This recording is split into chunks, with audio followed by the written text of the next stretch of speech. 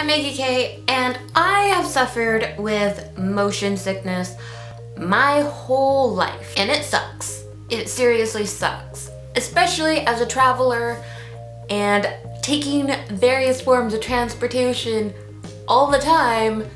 Getting motion sickness is a huge pain. Now, my motion sickness has gotten a lot better as I've gotten older, and I can actually be in a vehicle for more than 45 minutes without vomiting, which when I was 5 wasn't a thing. But it's still something I have to deal with and I have to be conscious of. So I figured today I would share with you this system that I have perfected over the last 25 years of dealing with motion sickness while also traveling a lot and being very cheap with my travel, therefore taking a lot of buses, which are the worst. I can travel trains and planes pretty well without having to worry about motion sickness. Boats are, we're not dealing with boats. Boats are another story completely. But buses seem to be the worst. So, before you get onto any kind of transportation, you need to prepare yourself for it and be in the best physical condition possible, because that will make everything better. Number 1 is to hydrate and make sure you are hydrated. I have the problem where I will get really dehydrated without realizing it, and then I don't realize I haven't had anything to drink until I get lightheaded. And that just makes motion sickness and the whole nauseating process so much worse. And I've gotten to the point where I'm so dehydrated, my hands are cramping up and I can't even physically open my water on a bus because my hands are painful, it is so bad. And that is situations you want to avoid. So make sure you are hydrated. So kind of in the same light of being hydrated is that you want to make sure you have some food in your stomach, because becoming nauseated while not actually having any food in your stomach leads for a bad time. Also, when it comes to food pre-boarding, don't do anything heavy or fried or anything that you know you don't digest super well. I tend to go for very basic kind of sandwiches and very plain food. Plain food is key, but make sure you have some good food in you, because like I said, basically with the last 2 points is you just want to make sure your body is in peak condition, because if you are feeling the best you possibly can going onto a vehicle, motion sickness won't feel as extreme. You know what I mean? It's don't go onto a bus when you're hungover. Have I done that? Yes. Do I say I never will again? Yes. Do I? Shut up.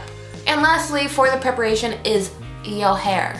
I need my hair to be out of my face, because in case I do vomit, I do not want to have strangly hair in my face.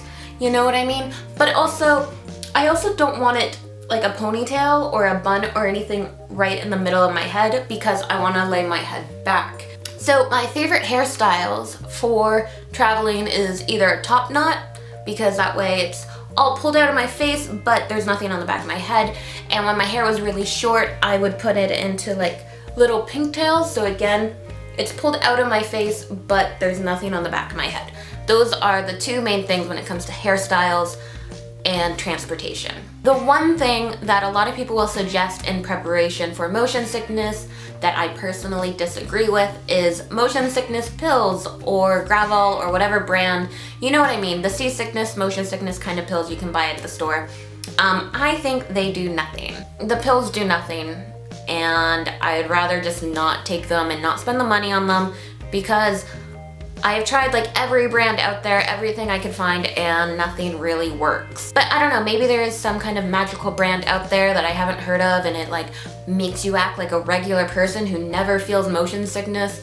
But from my experience, just making sure I'm hydrated and well fed does the exact same thing as any of these pills. They don't work.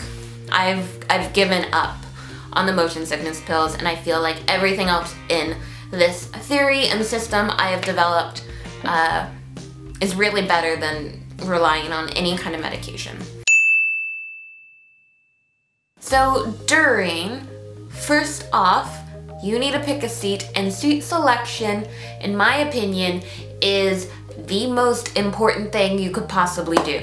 So this is my like most recent perfection I have done, is my seat selection. I know exactly the perfect seat for me on any bus, and the reason why I'm always at the bus stop like a good 30 minutes early is so I'm first in line and can pick my seat. For me, my ideal seat is a window seat on the driver's side with no bar or curtain or anything in my direct eyesight. And that is kind of like the key when it comes to like seat selection and dealing with motion sickness, is that you want a clear line of sight. So with that, obviously you want a window seat because if you're in an aisle, you can't really see anything, all you see is chairs and other people. You want a window seat, you want to be looking outside. Also, you want to be on the driver's side because that gives you more distance between you and any kind of roadside shrubbery. I figured this out because I had a window seat, but I wasn't on the side of the driver and there was a lot of roadside bushes and they like zoom past you really, really quick, and it can trigger some motion sickness. So if you're on the same side as the driver, you have at least that opposite lane to give you space between any kind of roadside bush. So driver's side is a very good side to be on. Also, a lot of coach buses will have either like bars or curtains or whatever. You want to make sure that is like behind you and not in front of you. You know, you want that whole window to be able to see out of, especially if there's curtains, because that will move and shake just ever so slightly, and again can trigger motion sickness and some form of nauseating feelings. So the number one activity I try to do while on a bus or basically any transportation is to sleep. When I'm asleep, I do not notice or feel any kind of motion or movement, and therefore do not feel nauseous from it. So sleep is like the number one thing, which is also why I say like try not to have anything on the back of your head like a ponytail, because then you can lay your head back and you can fall asleep and you won't feel the motions. I don't know if other people feel the same way, where like if you're asleep you don't feel any kind of movement. But I know for me that's what it's like, and is a very good thing. The absolute worst thing you can do is like read or watch movies or try and do anything but sleep and look out the window. For me, I get on the bus, I find my perfect seat, I put on my music, and I just kind of like zone out. I look out the window, I try and sleep if possible, and I do not interact with other people on a bus. I mean, I might be able to have like a conversation, but ideally for me, I am asleep. And yeah, I put up like blinders. I am zoned out. You don't interact with me while I'm on a long bus ride.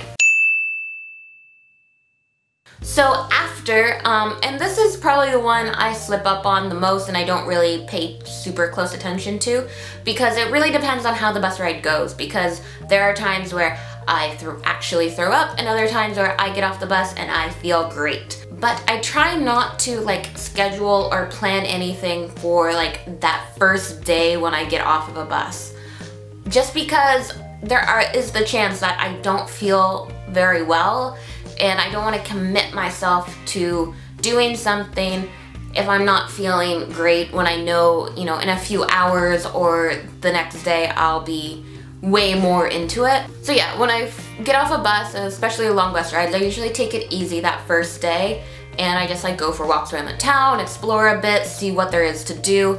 If something comes up and the bus ride was a really easy one and I feel great, I'll definitely jump on that stuff. But I don't plan it before I arrive, because I never know quite how I feel when I get off a bus. So that is my system and my theory of dealing with motion sickness as a traveler, especially as a budget traveler, because we take buses a lot because that's always the cheapest way to get around the country. But if you have any kind of other theories or ways you deal with motion sickness, let me know, because while I feel like my system is pretty good and has worked very well for me, I'm always open to new ideas and trying out other theories of dealing with motion sickness. And if you are a traveler who doesn't deal with motion sickness and can't relate to anything in this video, I hate you. Just a little bit. Like, not really hate you, but But yeah, so if you like this video, give it a thumbs up and make sure you're subscribed for more travel-y videos and stuff.